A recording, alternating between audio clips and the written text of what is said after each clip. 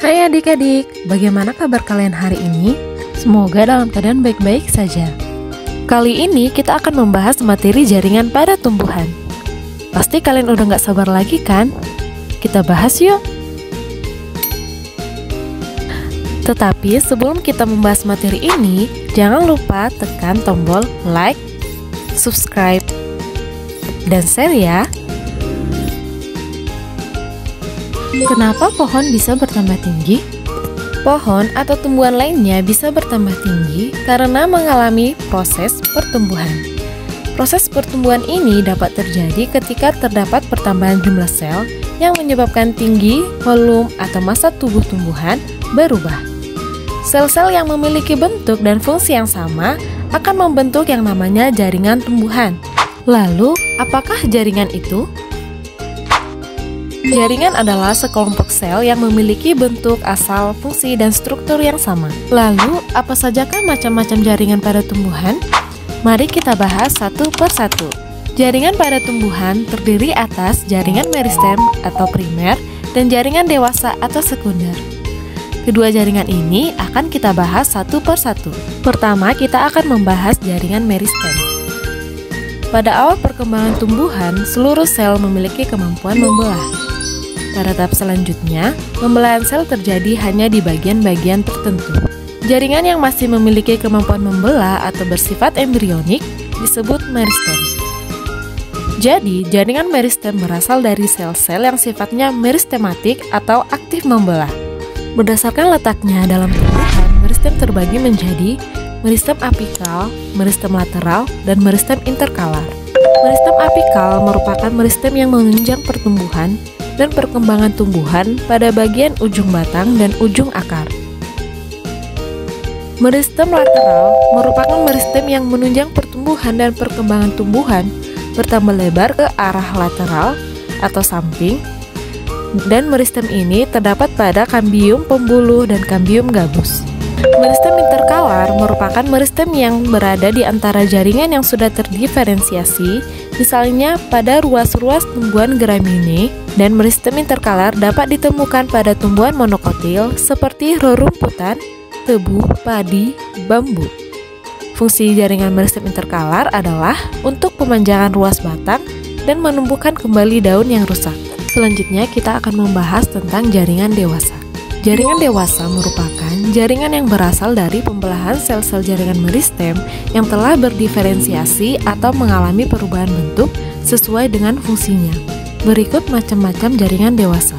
Ada jaringan epidermis, jaringan parenkim, jaringan kolenkim, jaringan sklerenkim, dan jaringan pengangkut. Jaringan epidermis merupakan jaringan yang tersusun dari lapisan sel-sel yang menutupi permukaan organ tumbuhan seperti akar, batang, daun, bunga, buah, dan biji.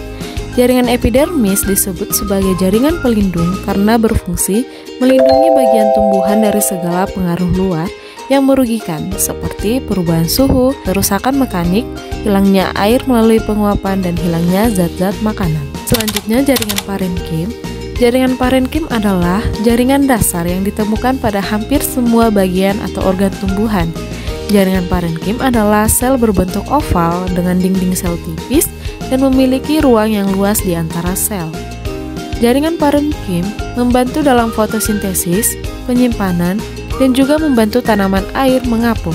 Jaringan parenkim terdiri dari sel-sel hidup yang ditemukan di akar, batang, daun, dan bunga.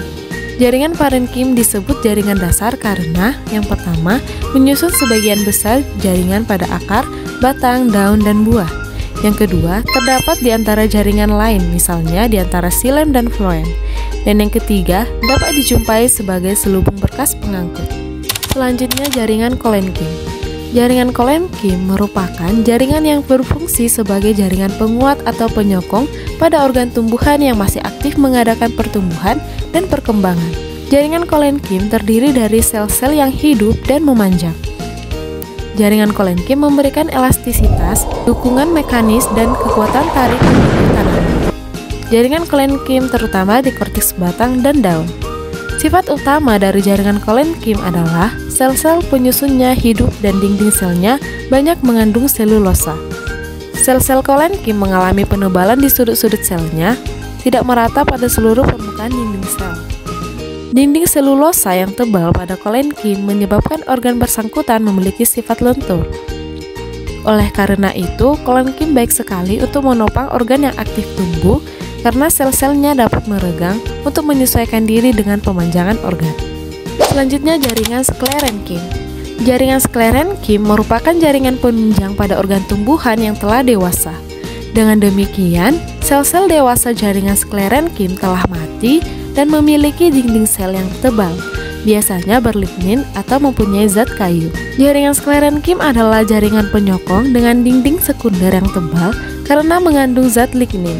Jaringan sklerenkim ini hanya dijumpai pada organ tumbuhan yang tidak lagi mengadakan pertumbuhan dan perkembangan. Awalnya, jaringan sklerenkim tersusun atas sel-sel hidup karena asalnya terbentuk dari meristem atau parenkim. Seiring aktivitas penebalan pada sel tersebut berdiferensiasi menjadi sklerenkim. Aktivitas tersebut terhenti karena terhalang penebalan sekunder yang terdapat pada dinding selnya. Pada jaringan sklerenkim, terjadi penebalan sekunder secara merata pada semua sisi dinding selnya. Berbeda dengan jaringan kolenkim yang penebalan sekunder dinding selnya tidak merata. Hal ini menimbulkan organ tumbuhan yang tersokong oleh jaringan sklerenkim akan lebih elastis dan kuat. Selanjutnya, jaringan pengangkut. Jaringan pengangkut merupakan jaringan yang berfungsi mengedarkan air dan hasil fotosintesis pada tumbuhan. Jaringan pengangkut terdiri atas dua jaringan, yaitu xilem dan floem. Xilem berfungsi sebagai pengangkut air dan unsur hara ke daun. Floem berfungsi sebagai pengangkut hasil fotosintesis dari daun ke seluruh bagian tubuh tumbuhan. Nah, kita telah membahas materi tentang jaringan pada tumbuhan. Terima kasih telah menonton video ini dan sampai jumpa pada materi berikutnya.